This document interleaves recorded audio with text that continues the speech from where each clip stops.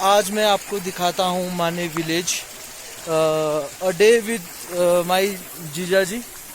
ये मेरे जीजा जी है, हेल्थ डिपार्टमेंट में सुपरवाइज़र हैं। तो ये आज मुझे अपना विलेज दिखाने के लिए ले जा रहे हैं। तो आइए आपको भी दिखाता हूँ स्पीति की विलेज लाइफ कैसी होती है। तो फ्रेंड्स, गांव में है आज एक स्थानीय मेला। स्थानीय मेला के उपलक्ष्य पे स्थानीय महिलाएं गांव के देवते के आगमन पर खुशियां मनाते हुए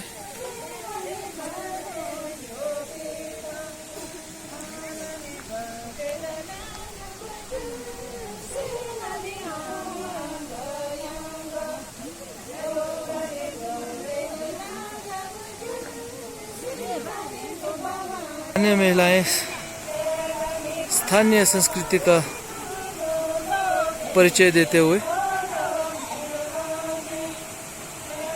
यहाँ पर यह मेला वर्ष में सिर्फ एक बार होता है, जिसमें कि गांव के स्थानीय देवता व दूसरे गांव के देवता यहाँ पर मेले में शिरकत करते हैं, जिसके उपलक्ष्य पे महिलाएं एक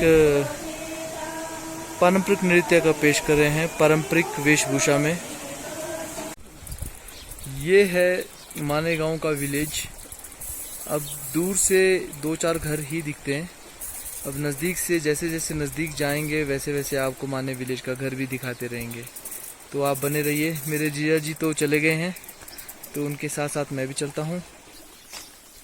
और ये देखो मटर की खेती।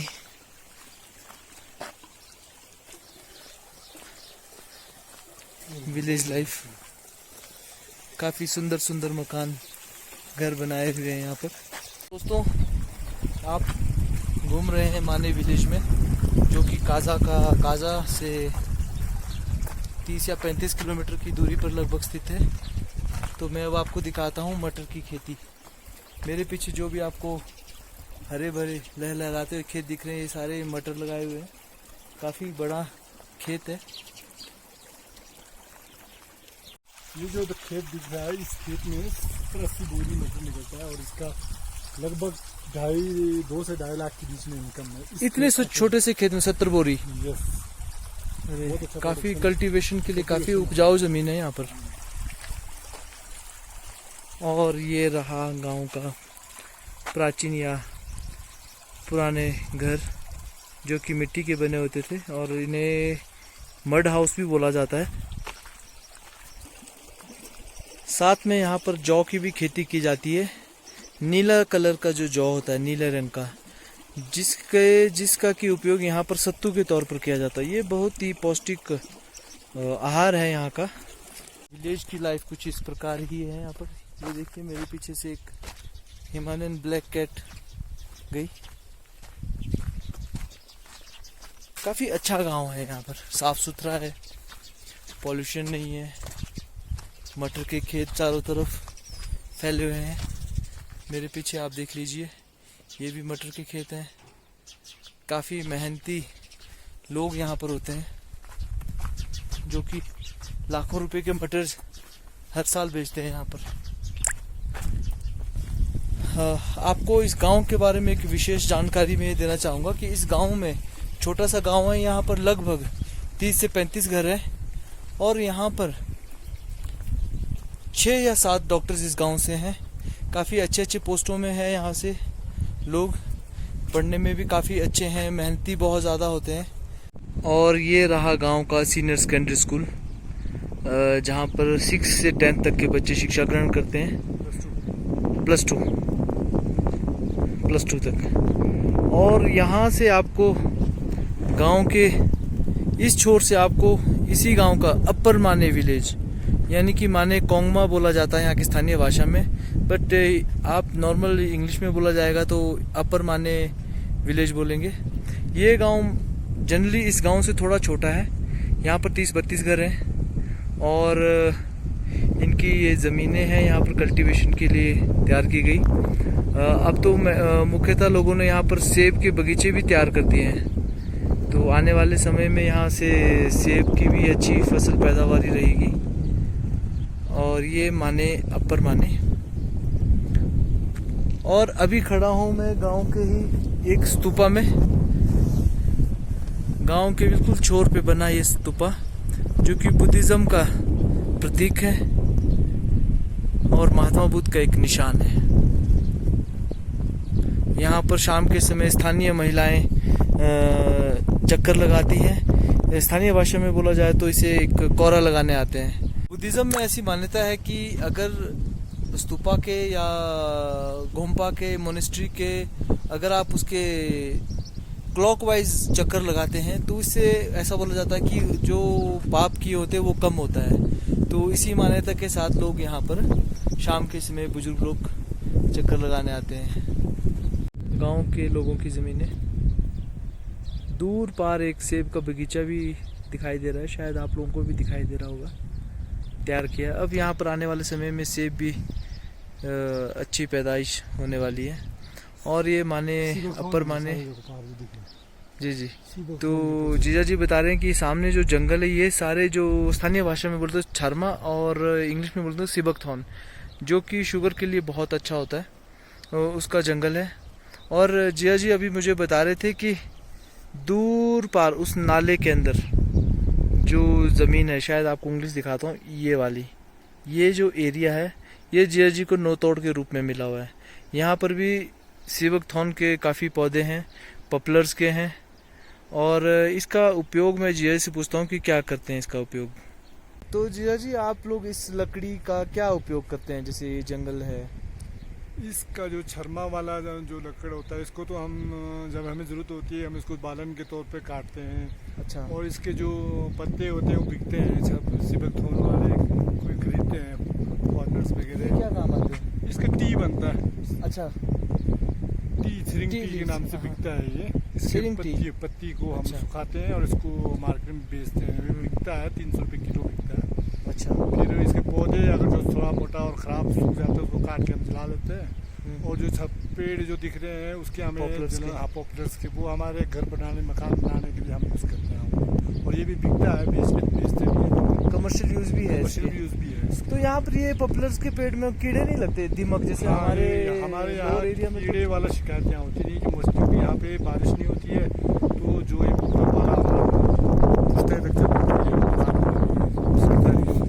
अच्छा, जो मड हाउस होते हैं उसमें यूज होते हैं ये? जो मड हाउस होता है उसमें अमूमन यही पेड़ यूज होता है हमारे मकानों में, जो छत लगाने के लिए। तो उसका यूज करते हैं, अभी भी करते हैं। वनस्पति में भी बेचते हैं, जमीन पौधों को खरीदते हैं लोग। तो काफ़ी अच्छा इससे आय का साधन भी होता है हमारा। तो दोस्तों, ये जो पॉपुलर्स के पौधों के बारे में जीजा जी ने जानकारी दी कि ये मड हाउस में यूज होता है, तो इसको मैं आपको जानकारी दूँ कि जैसे हमारे इलाके में क्या होता है कि आयरन ब्रिक्स यानी कि सरिया जिसको बोला जाता है उसका प्रयोग करते हैं। उसी में हम बालू, सीमेंट, बजरी मिक्स करके डालते हैं। तो यहाँ पर क्या करते हैं कि यहाँ पर सरिया की जगह ये पॉपुलर्स के पौधों का लकड़ी का इस्तेमाल किया जाता है, क्योंकि ठंड अधिक होने के कारण यहाँ पर दीमक होते नहीं हैं, जिससे कि इनकी लाइफ काफ़ी बढ़ जाती है। और ये होते भी काफ़ी स्ट्रेट है, सभी ने देखा होगा। हमारे वहाँ तो पॉपुलर्स होते हैं, बट ऐसे इंडस्ट्रियल यूज़ तो, कमर्शियल यूज़ तो नहीं होता है इसका। सड़ जाता है। हाँ जी, सड़ जाते, कीड़े लग जाते हैं। और ये सामने क्या दिख रहा है? ये लंबे लंबे टावर्स है ना ये हमारे नेटवर्क का पहले बहुत इशू होता था हमारे यहाँ। हाँ जी। अब उस गवर्नमेंट ने यहाँ पे सारे कंपनीज ने अपने अपने टावर्स लगा दिए हैं, जिससे हमें नेटवर्क दिया। तो इस वजह से नेटवर्क इशू का हमारा समस्या खत्म हो गया। तो बहुत अच्छा। तो देखिए फ्रेंड्स, यहाँ पर भी जियो ने अपनी सेवाएं देने शुरू कर दी है। बेहतरीन सेवाएं यहाँ पर दी जा रही जियो के द्वारा। यहाँ पर 2 टावर लगे हैं इसी गांव में, अपर माने में। तो जिया जी बता रहे कि सर्दियों में भी दिक्कत तो नहीं होती सिग्नल की? बहुत अच्छा चल रहा है, जनरेटर से चलता होगा यहाँ पर। रखा है। अच्छा। नज़दीक से देखो छारमा के पौधे इस प्रकार दिखते हैं, लंबे लंबे पत्ते। तो इसमें जिया जी आप लोग छारमा कलेक्ट नहीं करते इसके, जो सिबकथॉर्न? हाँ, कलेक्ट करते हैं। सीसी ये आप करेंगे सितंबर में। अगस्त सितंबर में होता है इसका। अच्छा। तब तो काफी बल्क लेवल पे निकालते होंगे कि लोकल यूज के लिए निकालते हैं? ज्यादा बेचने के लिए पर्पज से नहीं निकालते हैं, अपने लिए निकालते हैं। थोड़ा बहुत कई कुछ लोग बेच भी देते हैं उनमें, लेकिन पत्ते नहीं बेचते हैं हम। ज्यादा इसका फल जो है कम ही बेचते हैं, अपने यूज के लिए निकालते हैं। अच्छा, तो मतलब कमर्शियल यूज के लिए ज्यादा नहीं निकालते पत्ते? हाँ, पत्ते बेचते हैं। अच्छा, तब ठीक है। तो मेहनत ज्यादा होती है, बहुत ज्यादा। पर पौधे तो बहुत ज्यादा है आपके गांव में। तो यहाँ से गांव का नज़ारा कुछ इस प्रकार। आजकल यहाँ पर गांव में जो स्थानीय पारंपरिक घर थे उससे लोग डाइवर्ट हो रहे हैं, अब नए सीमेंटेड मकान की तरफ जा रहे हैं। यहाँ पर मैं देख रहा था कि काफ़ी मकान सीमेंटेड बन चुके हैं, जबकि ये पारंपरिक मड हाउस जिसपे कि लकड़ियाँ ऊपर रखी गई है ताकि बारिश दीवारों को ना लगे। बारिश बर्फ़ पड़ती है तो ये पानी की बूंदें लकड़ी के थ्रू नीचे को आ जाती हैं। और देखो सेब के पौधे काफ़ी तैयार हो गए हैं और इवन यहाँ तक कि सेब भी लग चुके हैं इसमें। वो देखिए सेब छोटे छोटे हैं, अभी काफ़ी पौधे लगाए गए हैं सेब के इधर। ये देखो ये पारंपरिक गांव का जो मड हाउस है, पारंपरिक शैली में बनाया गया। मैं आपसे ये जानना चाहूँगा कि यहाँ पर जो अब लोग पारंपरिक जो एक मड हाउस को छोड़ के सीमेंटेड घरों की ओर पलायन कर रहे हैं लोग, तो इसका क्या मुख्य एक मेन कारण है जो कि लोग यहाँ की परंपरा को छोड़कर एक नए आधुनिक सीमेंट के जंगलों की ओर जा रहे हैं गांव में? अब इसके बारे में तो मैं तो यही कहूँगा, पहले तो हमारे यहाँ सारे मड हाउस होते थे, बहुत गर्मी, हमें सर्दियों में गर्माइश देते थे, लोगों को जीने में बहुत एक सहायक सिद्ध होता था। अब ठंड तो सर्दियों में इतनी होती है सीमेंट के मकानों में, फिर भी लोग सीमेंट की तरफ जा रहे हैं।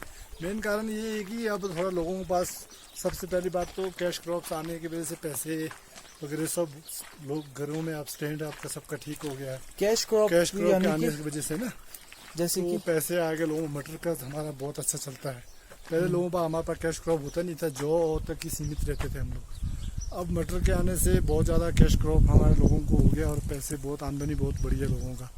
तो पैसे आ गए लोगों को, पैसे आने से लोगों को ये लगता है कि भाई थोड़ा सुंदर मकान बनाया जाए, अच्छा लगे देखने में।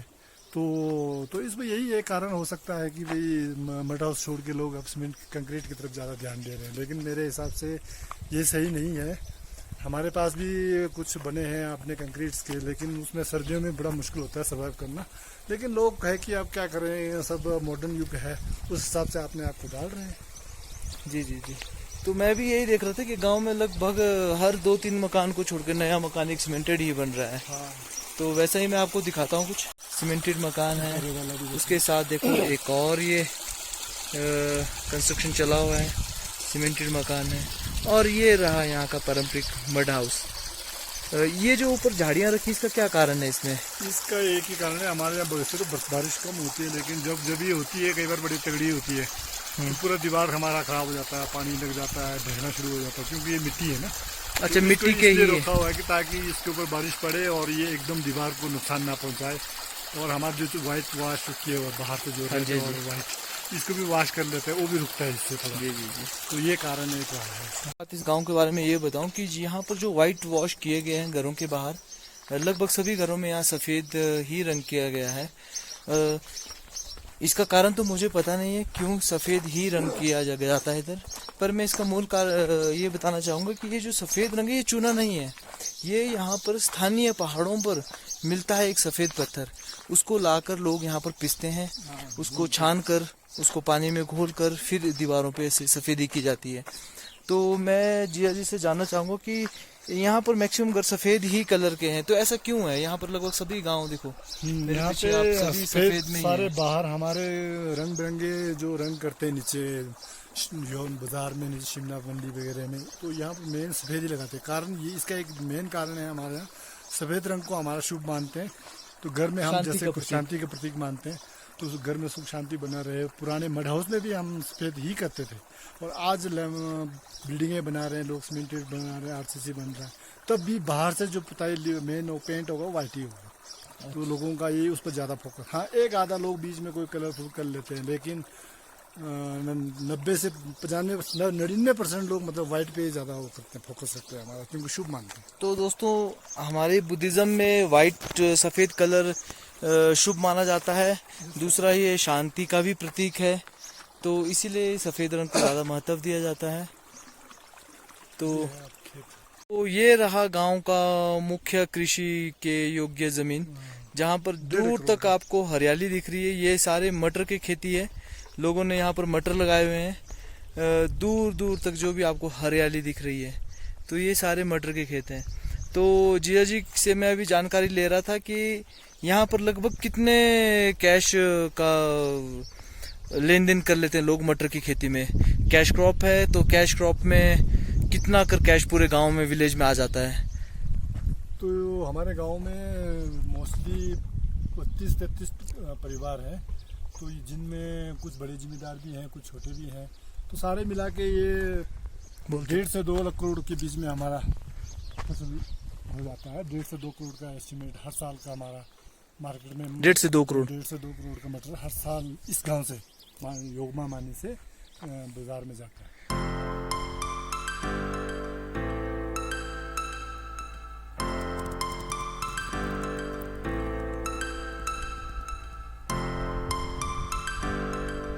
विंटर के लिए यहाँ पर गायों या पशुओं के लिए चारा सुखाकर स्टॉक किया जाता है। देखो किस प्रकार घास को सुखाया है और इसे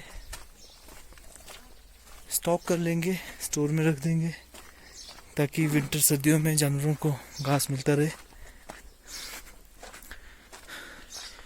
ये रहा गांव का एक और दूसरा छोर।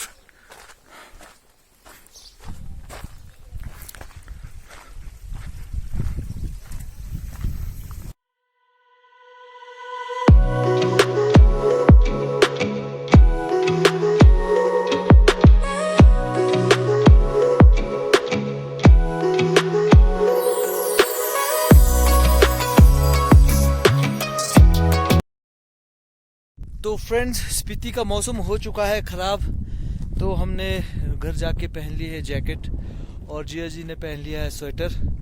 यहाँ का मौसम का भी पता नहीं चलता कि एकदम से मौसम ख़राब हो जाता है। हल्की हल्की बारिश की बूंदें एक शावर की तरह आ रही है और हम आ चुके हैं गांव से काफ़ी दूर, ताकि दूर से आपको गांव का नज़ारा दिखा सकें।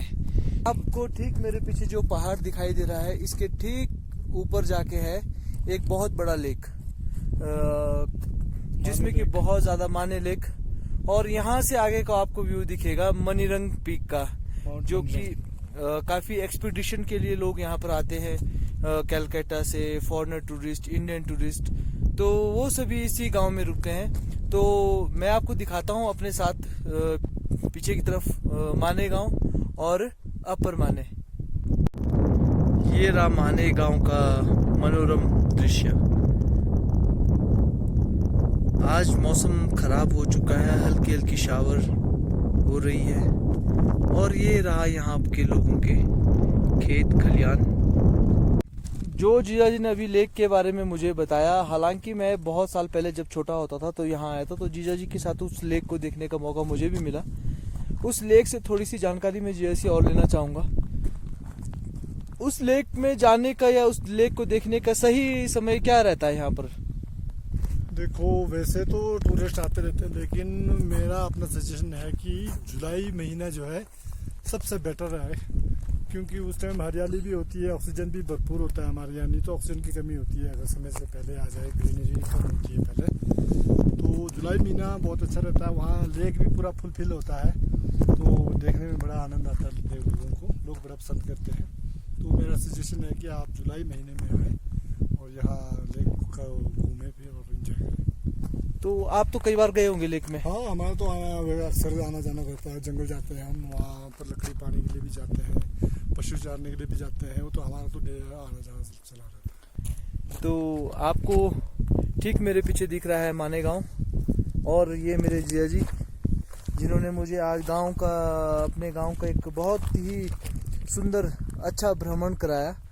तो मैं उसके लिए जिया जी का धन्यवाद करता हूँ कि इन्होंने मुझे अपने गांव की छोटी छोटी बातें, जानकारियाँ दी, और मेरे दर्शकों को भी आपने जानकारी दी। उसके लिए मैं अपनी तरफ से और अपने दर्शकों की तरफ से आपका बहुत बहुत धन्यवाद करता हूँ। थैंक यू जी। तो आप मेरे दर्शकों या मेरे व्यूअर्स या मेरे यूट्यूबर फैमिली को कुछ संदेश देना चाहेंगे? देखो जी, अब यूट्यूबर ब्लॉगर सारे होते हैं, लेकिन हमारे यहाँ तो इस गांव में तो खासकर कोई भी ब्लॉगर आज तक है नहीं। पहला ब्लॉगर मेरा ये साला आया है नीचे से, तो वो कर रहे हैं। तो मैं मुझे आपसे सबसे ये निवेदन है कि इसका सब्सक्राइब करें इस चैनल को, ताकि ये और भी अच्छे अच्छे ब्लॉग बनाएं और आप लोगों के लिए प्रस्तुत किया करें। Thank you. धन्यवाद जिया जी। तो फ्रेंड्स मिलते हैं एक नए व्लॉग में, और भी कल मैं आपको नई नई जानकारियाँ दूंगा, नए प्लेसेस एक्सप्लोर करूंगा। तो तब तक के लिए अपना ख्याल रखिए, चैनल को सब्सक्राइब कीजिए, वीडियो को लाइक कीजिए और ढेर सारा प्यार मुझे देते रहिए।